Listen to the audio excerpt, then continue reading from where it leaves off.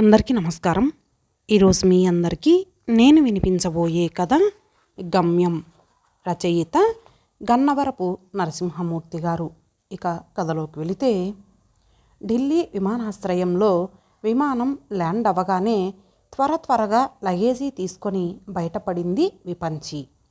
ఆమె కోసం ఆంధ్ర సంఘం వారు పంపించిన కారు డ్రైవర్ విపంచి గారికి స్వాగతం అని తెలుగులో రాసి ఉన్న ప్లే కార్డుని పట్టుకొని లాంజ్లో ఎదురు చూస్తున్నాడు.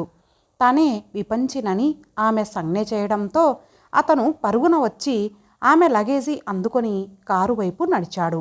వెంటనే ఆ కారులో వారు ఆమె కోసం బుక్ చేసిన హోటల్కి బయలుదేరింది.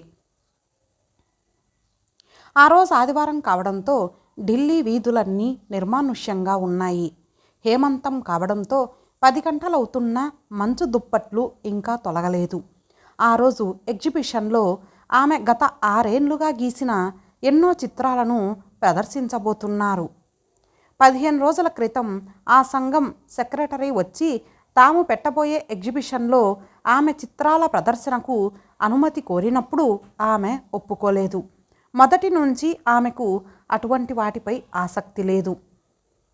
కానీ ఆ తర్వాత ఆ సంఘం గౌరవాధ్యక్షుడు, క్యాబినెట్ సెక్రటరీ అయిన నరసింహారావు గారు ఫోన్ చేసి చెప్పడంతో తప్పక ఆమె ఒప్పుకుంది. గత 2 సంవత్సరాల్లో ఆమె గీసిన ఎన్నో చిత్రాలకు మంచి గుర్తింపు వచ్చాయి.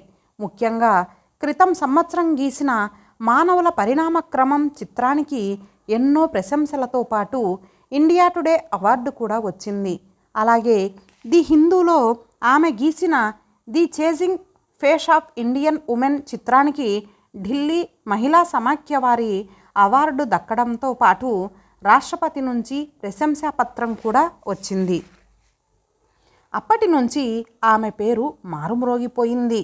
అనేక పత్రికల్లో ఆమె గీసిన చిత్రాలు వరుసగా ప్రచురించటం మొదలైంది. ఒక విమర్శకుడైతే ఆమెను ఆర్కే లక్ష్మణ్తో పోల్చాడు. ఆమె 2 ఏళ్ల క్రితం తెలుగు భూమి వారపత్రికలో ఉపసంపాదకురాలిగా జాయిన్ అయ్యింది. ఆమె చదివింది ఆంథ్రోపాలజీలో పోస్ట్ గ్రాడ్యుయేషన్ అయినా మొదటి నుండి ఆమెకు పత్రికా రంగం అంటే ఉండే ఇష్టం వల్ల జర్నలిజంలో కూడా డిప్లొమా చేసింది. ఇంతలో దాని సంపాదకుడికి అనారోగ్యం చేయడంతో యాజమాన్యం ఆమెకి సంపాదకురాలిగా బాధ్యతలు అప్పజెప్పింది. అప్పటి నుంచి విపంచి ఆ పత్రికలో ఎన్నో విప్లవాత్మకమైన శీర్షికల్ని ప్రవేశపెట్టి పాఠకుల ఆదరణని పొందింది. అనతి కాలంలో ఆ పత్రిక సర్క్యులేషన్ అమాంతంగా పెరిగిపోయింది. ఆమె సంపాదకురాలిగా అంతగా రాణించడానికి ఆమెకు ఆ వృత్తి పట్ల ఉండే ఏకాగ్రతతో పాటు కుటుంబ సమస్యలేవి ఆమెకి లేకపోవడం కూడా కారణం కావచ్చు. ఆమెకు ఒకే కొడుకు సిద్ధార్థ్ 6వ తరగతి చదువుతున్నాడు. వాడికి 4 సంవత్సరాల వయసు ఉన్నప్పుడు ఆమె భర్త పరశురాం నుంచి విడాకులు తీసుకుంది. పెళ్ళైన దగ్గర నుంచి ఇద్దరికీ పొసగలేదు. ఇద్దరూ బాగా చదువుకున్న వాళ్ళు కావడంతో పాటు ఉద్యోగస్తులు కూడా కావడంతో ఒకరినొకరు రాజీ పడలేకపోయారు. ముఖ్యంగా పరశురాంకి విపంచి యొక్క ఇండివిడ్యువాలిటీ నచ్చేది కాదు. అతను ఆడవాళ్ళు అణకువగా ఉంటూ మగవాని మాట వినాలి అన్న మనస్తత్వం కలవాడు. దానికి పూర్తి వ్యతిరేకం విపంచి.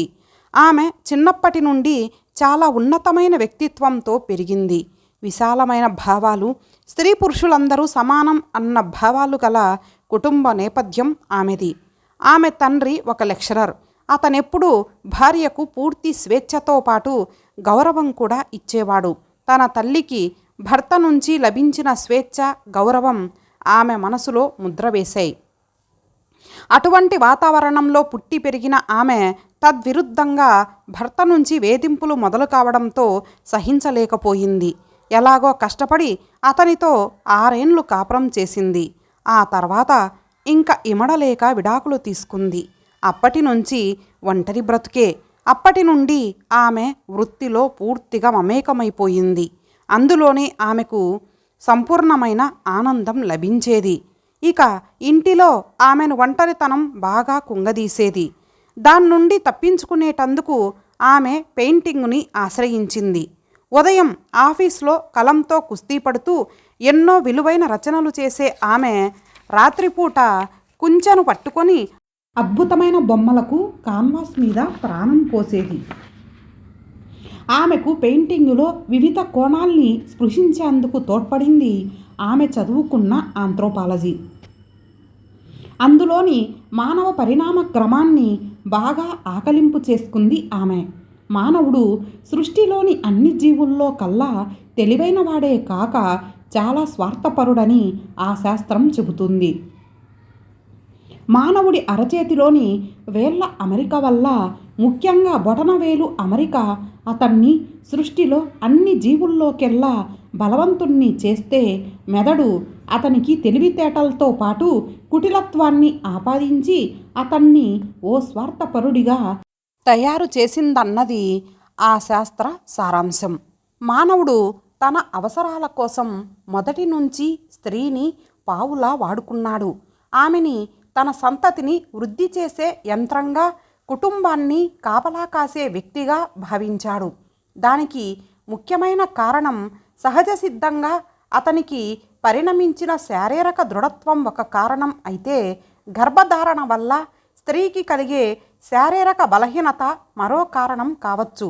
అలా స్త్రీ మొదటి నుండి మగవాడి చేతిలో కీలు బొమ్మగా తయారైన పరిణామ క్రమాన్ని ఆసక్తిగా ఆంథ్రోపాలజీ ద్వారా తెలుసుకుంది. ఇవే భావాలు ఆమె పెయింటింగ్స్లో గోచరించేవి. దాంతో అనతి కాలంలోనే ఆమెకు మంచి గుర్తింపుతో పాటు మేధావుల్ని కూడా బాగా ఆలోచింపచేశాయి. కారు ఆమె బస చేయబోయే హోటల్కి చేరుకోవడంతో ఆమె ఆలోచనల్లోంచి బయటపడింది. సాయంత్రం 4 గంటలకు విజ్ఞాన్ భవన్లో ప్రారంభమైంది ఆర్ట్ ఎగ్జిబిషన్. మానవ వనరుల శాఖ మంత్రి దాన్ని లాంఛనంగా ప్రారంభించడం వల్ల ఆ కార్యక్రమానికి చాలామంది ప్రముఖులు ఇచ్చేశారు. మొత్తం ఢిల్లీలోని తెలుగువారంతా ఆ ఎగ్జిబిషన్కి వచ్చారు. విశాలమైన పెద్ద హాలులో వివిధ రకాల పెయింటింగ్స్ అందంగా అమర్చబడి ఉన్నాయి. ఆ హాలు మొత్తం ఏసీ చేయబడి ఉండటంతో పాటు మంద్రమైన లైటింగ్ ఏర్పాటు వల్ల అక్కడ ఆహ్లాదకరమైన వాతావరణం నెలకొని ఉంది. విపంచి పెయింటింగ్స్తో పాటు దేశంలోని ప్రముఖ చిత్రకారులు గీసిన తైలవర్ణ చిత్రాలు కూడా సందర్శనార్థం పెట్టడంతో జనం ఎగబడి మరీ వాటిని చూడటానికి రాసాగారు. విపంచికి తమ చిత్రాలు ప్రముఖుల చిత్రాలతో పాటు ప్రదర్శించబడటం ఆశ్చర్యంతో పాటు కించిత్తు గర్వం కూడా కలగసాగింది. ముఖ్యంగా ఆమె వేసిన ఎవాల్యుయేషన్ ఆఫ్ ఉమెన్ చిత్రాన్ని అందరూ మెచ్చుకుంటూ ఉంటే తను పడ్డ కష్టానికి సరైన ప్రతిఫలం లభించినట్లయింది ఆమెకి. ఆ చిత్రాన్ని వేయడానికి ఆమెకు 2 నెలలకు పైగా సమయం పట్టింది. ఎన్నో నిద్రలేని రాత్రులు గడిపింది.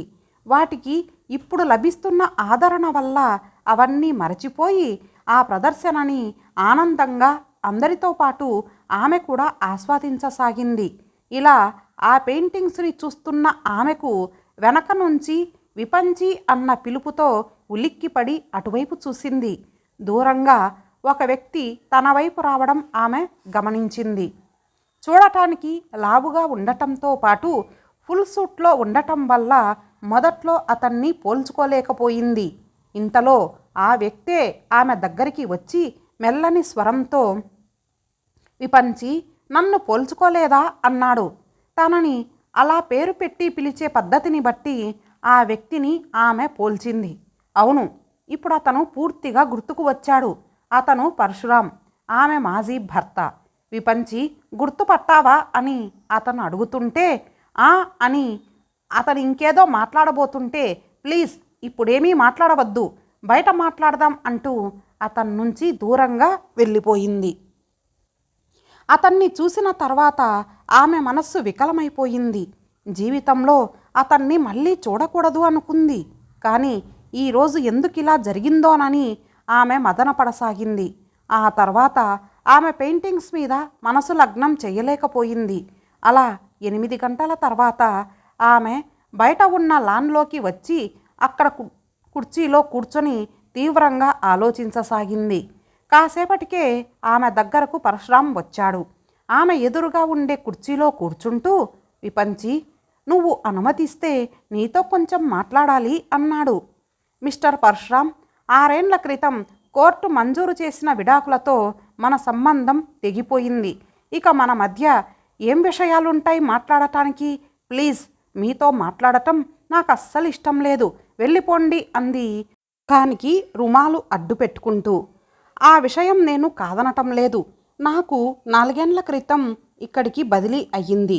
మనం విడాకులు తీసుకున్న మరుసటి సంవత్సరమే లహరితో నా వివాహం అయ్యింది.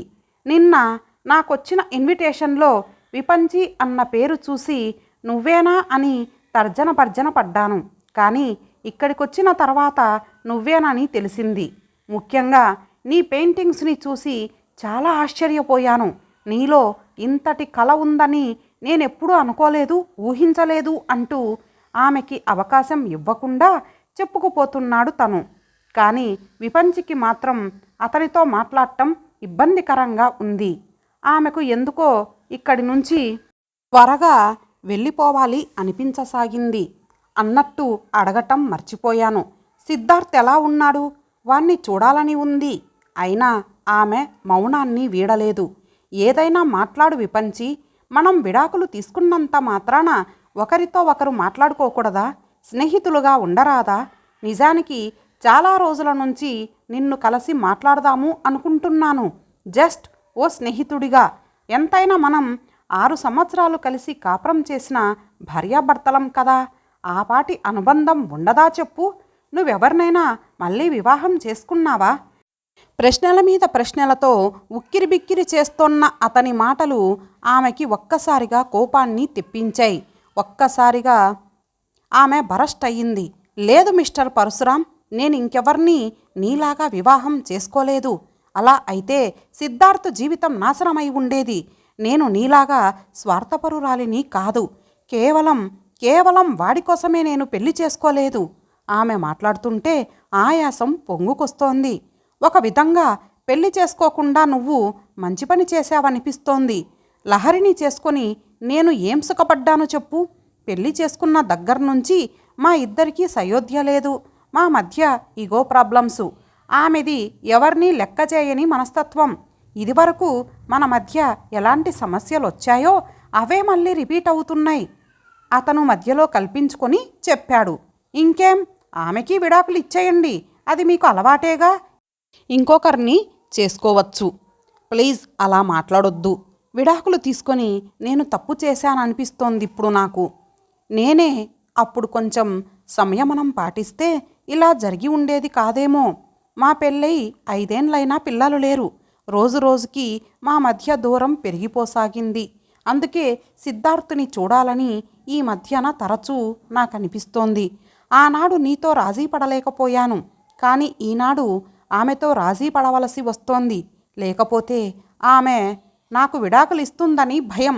2 సార్లు విడాకులు తీసుకుంటే సమాజంలో నా పరువు ఏమవుతుంది చెప్పు? అందుకే అన్నీ సహించి కాపురాన్ని నెట్టుకొస్తున్నాను. అతను చెబుతుంటే మధ్యలో విపంచి కల్పించుకొని చెప్పింది. మిస్టర్ పరశురాం, నువ్వొక పురుష అహంకారివి.